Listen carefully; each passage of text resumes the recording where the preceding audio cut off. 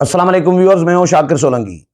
Viewers, آج supreme court کے جج جسٹس اطہر من اللہ نے chief justice of Pakistan Umar Ata Bandial کے خلاف پوری طویل ایک چارج شیٹ جاری کر دی ہے۔ اختلافی نوٹ اپنا جاری کر دیا ہے 25 صفحات پر مشتمل، اور سب سے بڑی اس میں ایسی چیزیں ہیں، انکشافات ہیں جو سن کر پڑھ کر بندہ چونک جاتا ہے کہ چیف جسٹس آف پاکستان منصف اعلیٰ جو ہیں پاکستان کے، ان کے بارے میں ان کے جج کیا کہہ رہے ہیں وہ آپ سن لیجئے گا۔ میں آپ کو ان کے جو خلاصہ ہے 25 صفحات کا وہ میں آپ کے ساتھ شیئر کر دیتا ہوں۔ چیف جسٹس کے لیے سب سے بڑی بات جو اطہر من اللہ نے کی ہے وہ یہ کی ہے کہ چیف جسٹس ٹی روم جو ہے، چائے پینے کے لیے جہاں پہ بیٹھتے ہیں جج صاحبان، وہاں پہ ٹی روم میں چیف جسٹس تسلیم کر کے گئے، ایگری کر کے گئے، طے کر کے گئے کہ 3-4 کا فیصلہ ہے، تو 4 کا فیصلہ جا کر سناتا ہوں۔ جب وہ گئے فیصلہ سنایا تو انہوں نے الٹ کر دیا کام، 4 کی بجائے انہوں نے کہا کہ وہ مکر گئے، سمجھے چیف جسٹس آف پاکستان مکر گئے کہ جی 4 کا نہیں، یہ 3 کا فیصلہ تھا۔ تو جنہوں نے یہ رائے دی ہے کہ سو موٹو کے بارے میں جو رائے دی ہے تو یہ چیف جسٹس آف پاکستان کے حوالے سے اطہر من اللہ نے باتیں کی ہیں، اور پھر قرآن کی آیت پڑھ کر فیصلہ سنا رہے ہوتے ہیں۔ معاملات طے کچھ اور ہوتے ہیں ججوں کے درمیان، چیف جسٹس آف پاکستان، یہ بڑا انکشاف ہے نا کہ وہ الگ فیصلہ سنا رہے ہوتے ہیں۔ فیصلہ کچھ ہوتا ہے یعنی ہوا ہے، اور سنایا کچھ فیصلہ ہے، الٹ سنایا ہے فیصلہ چیف جسٹس آف پاکستان نے۔ یہ اطہر من اللہ کہہ رہے ہیں، میں نہیں کہہ رہا، میں پڑھ کر سناتا ہوں آپ کو۔ 25 صفحات پر یہ نوٹ ہے ان کا۔ کہتے ہیں کہ جی نوٹ میں کہتے ہیں اطہر من اللہ صاحب کہ 3 بنیادی وجوہات کی بنا پر از خود نوٹس کیس کو مسترد کرتے ہیں۔ سیاسی مقدمات میں عدالتوں کو از خود نوٹس کے اختیار میں انتہائی احتیاط برتنی چاہیے۔ پنجاب اور کے پی کے میں انتخابات کا معاملہ خالصتاً سیاسی نوعیت کا ہے۔ قلیل مدت میں سپریم کورٹ کو تیسری مرتبہ سیاسی معاملے میں گھسیٹا جا رہا ہے۔ ملک میں اس وقت نہ رکنے والا سیاسی ہیجان ہے۔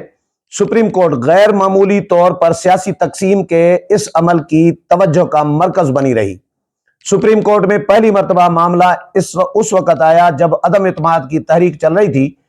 چیف جسٹس نے 12 ججز سے مشاورت کے بعد عدم اعتماد پر از خود نوٹس لیا۔ 5 ججز نے متفقہ طور پر فیصلہ دیا کہ رولنگ پر ووٹنگ کرنے کے بجائے اسمبلی تحلیل کرنا غیر آئینی عمل تھا۔ عمران خان والا، قاسم سوری والا۔ اچھا، عدم اعتماد کی ووٹنگ کے عمل سے عمران خان کو وزارت عظمیٰ سے ہاتھ دھونا پڑا۔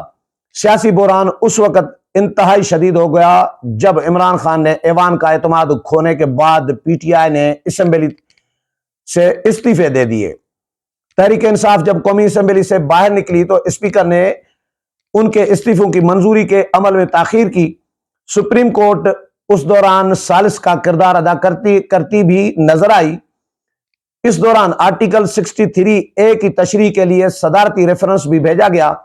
سپریم کورٹ نے آرٹیکل 63A کے فیصلے میں کہا کہ پارلیمانی پارٹی کے سربراہ کی ہدایت کے بغیر ڈالا گیا ووٹ شمار نہیں ہوگا۔ سپریم کورٹ نے آرٹیکل 63A کی تشریح کی جس میں سیاسی تقسیم میں اضافہ ہوا۔ آرٹیکل 63A کے فیصلے کے خلاف نظر ثانی درخواستیں تاحال زیر التوا ہیں۔ تحریک انصاف نے پنجاب اور خیبر پختونخوا میں اپنی اسمبلیاں تحلیل کرنے کا فیصلہ کیا۔ پنجاب اور خیبر پختونخوا میں انتخابات کی تاخیر کا معاملہ 2 ہائی کورٹس میں زیر سماعت رہا۔ سپریم کورٹ نے معاملہ ہائی کورٹس میں زیر سماعت ہونے کے باوجود از خود نوٹس لیا۔ اس وقت ملک میں شدید سیاسی اور آئینی بحران ہے۔ وقت آ گیا ہے کہ تمام شراکت دار ایک قدم پیچھے ہٹ کر ملک کو سیاسی اور آئینی بحران سے نکالیں۔ سپریم کورٹ سمیت تمام اداروں کو اپنی انا ختم کر کے آگے بڑھتے ہوئے آئینی ذمہ داریاں ادا کرنی ہوں گی۔ میں اگر اپنے ادارے سپریم کورٹ کی بات کروں تو ہم نے تاریخ سے کچھ نہیں سیکھا۔ ہم ماضی میں دیے گئے ان فیصلوں کو مٹا تو نہیں سکتے، لیکن کم از کم عوام کا کھویا ہوا اعتماد بحال تو کر سکتے ہیں۔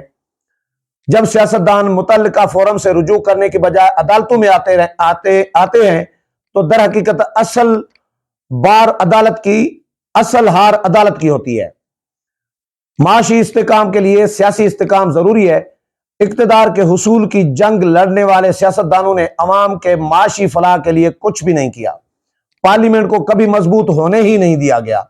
75 سال گزرنے کے باوجود پاکستان کے ادارے کمزور ہیں۔ عطر من اللہ صاحب کہتے ہیں کہ جس انداز میں از خود نوٹس لے کر یہ کیس چلایا گیا، ایسے میں سپریم کورٹ سیاسی تنازعات میں الجھاؤ کی وجہ بنی۔ یہ عدالتی کارروائی شروع کر کے سیاسی تناؤ کے ماحول میں سیاسی فریقین کو مزید اعتراضات اٹھانے کی دعوت دی گئی۔ میں نے فل کورٹ تشکیل دینے کے لیے رائے اس لیے دی کہ عوامی اعتماد بحال ہو سکے۔ پی ٹی آئی نے پہلے استعفوں کی منظوری کے لیے عدالتوں سے رجوع کیا، بعد میں انہیں استعفوں کی منظوری کے خلاف عدالتوں میں مقدمات دائر کرنے پڑے۔ صوبائی اسمبلیاں سیاسی حکمت عملی کے تحت تحلیل کی گئیں۔ کیا سیاسی مقاصد کے لیے اسمبلیاں تحلیل کرنا آئینی طور پر جمہوریت کے عین مطابق ہے؟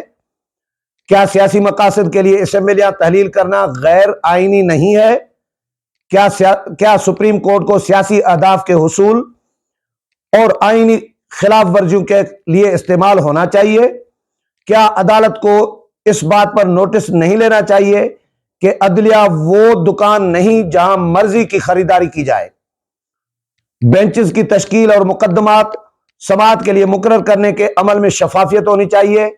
50,000 سے زائد مقدمات زیر سماعت ہونے کے باوجود سیاسی مقدمات فکس کرنے سے سپریم کورٹ پر انگلیاں اٹھتی ہیں۔ سپریم کورٹ کا کردار کسی سیاسی جماعت کا فریق بننا نہیں ہونا چاہیے۔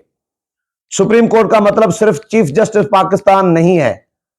بینچز کی تشکیل میں ججز کی شمولیت اور کیس مقرر کیے جانے کے عمل میں غیر جانبداری ہونی چاہیے۔ الیکشن تاخیر کے کیس میں نہ میں نے بینچ سے علیحدگی اختیار کی اور نہ ہی وجوہات بنائی گئیں۔ مجھے بینچ سے کیوں الگ کیا گیا؟ 3 کے مقابلے میں 4 ججز نے اکثریت سے از خود نوٹس مسترد کیا۔ 27 فروری کو چائے کے کمرے میں یہ اتفاق ہو چکا تھا کہ 4 ججز نے اکثریت سے از خود نوٹس کو مسترد کیا ہے اور چیف جسٹس نے اس پر ایگری کیا۔ یہ عطر من اللہ صاحب اپنے اختلافی نوٹ میں کہہ رہے ہیں جو جاری کیا ہے کہ 27 فروری کو چائے کے کمرے میں یہ اتفاق ہوا ٹی روم میں کہ 4 ججز نے اکثریت سے از خود نوٹس کو مسترد کیا ہے۔ جب تک از خود نوٹس کے دائرہ اختیار کو ریگولیٹ نہیں کیا جاتا تنقید ہوتی رہے گی۔ جسٹس قاضی فائز عیسیٰ پر مشتمل بینچ اکثریتی فیصلہ دے چکا ہے کہ از خود نوٹس کا اختیار کیسے اور کیوں استعمال کرنا ہے۔ 1999 میں فوجی عامر نے منتخب وزیر اعظم کا تختہ الٹ دیا۔ سپریم کورٹ نے آرٹیکل 184(3) کے اختیار کے تحت فوجی بغاوت کو جائز قرار دیا۔ سپریم کورٹ نے آرٹیکل 184(3) کا اختیار استعمال کر کے نظریہ ضرورت کو زندہ کیا۔ سپریم کورٹ نے آرٹیکل 184(3) کا استعمال کرتے ہوئے 2 وزرائے اعظم کو نااہل کیا۔ آرٹیکل 184(3) کے تحت کئی سیاستدانوں کو تاحیات نااہلی کا سامنا کرنا پڑا۔ پارلیمنٹ نے آرٹیکل 184(3) اس لیے بنایا تھا تاکہ بنیادی انسانی حقوق کا تحفظ ہو سکے۔ جبری گمشدگیوں، ماورائے عدالت قتل، صحافیوں پر تشدد اور آزادی اظہار رائے کو دبانے کے خلاف آرٹیکل 184(3) کو ترجیحی بنیادوں پر استعمال کیا جانا چاہیے تھا۔ جبری گمشدگیاں آئین کو روندنے کے مترادف ہیں۔ سپریم کورٹ کے 2 رکنی ججز نے ایک پولیس افسر کے تبادلے کیس میں چیف الیکشن کمشنر کو طلب کر لیا۔ ذوالفقار علی بھٹو کو پھانسی کی سزا سنانے والے ایک جج نے اعتراف کیا کہ انہوں نے دباؤ میں آ کر فیصلہ کیا۔ 2012 میں ذوالفقار علی بھٹو کیس دوبارہ سننے کے لیے صدارتی ریفرنس بھیجا گیا ہے۔ 2012 میں بھیجے گئے بھٹو کے صدارتی ریفرنس پر تاحال کوئی فیصلہ نہیں کیا گیا۔ یہ ہے عطر من اللہ صاحب کا 25 صفحات پر مشتمل اختلافی نوٹ جو آج جاری کیا ہے، لیکن میں حیران اس بات پر ہوں کہ عطر من اللہ صاحب کہتے ہیں کہ اندر طے ہوا ہے، چیف جسٹس بیٹھے ہیں ٹی روم میں کہ یہ 4 ججز کا اکثریتی فیصلہ ہے جو مسترد کر رہا ہے سو موٹو کو، اس کو جو الیکشن کے حوالے سے سو موٹو تھا، لیکن چیف جسٹس صاحب نے ایگری کرنے کے باوجود ہاں کی کہ ہاں جی یہی میں جا کر فیصلہ سناتا ہوں، وہاں پر جا کر فیصلہ سنایا الٹ، اور قرآن کی آیت پڑھ کے فیصلہ سناتے ہیں۔ تو یہ ہے منصف اعلیٰ۔ امید ہے پروگرام پسند آیا ہوگا، اگلے پروگرام میں پھر ملاقات ہوگی، تب تک اجازت چاہتا ہوں، اللہ حافظ۔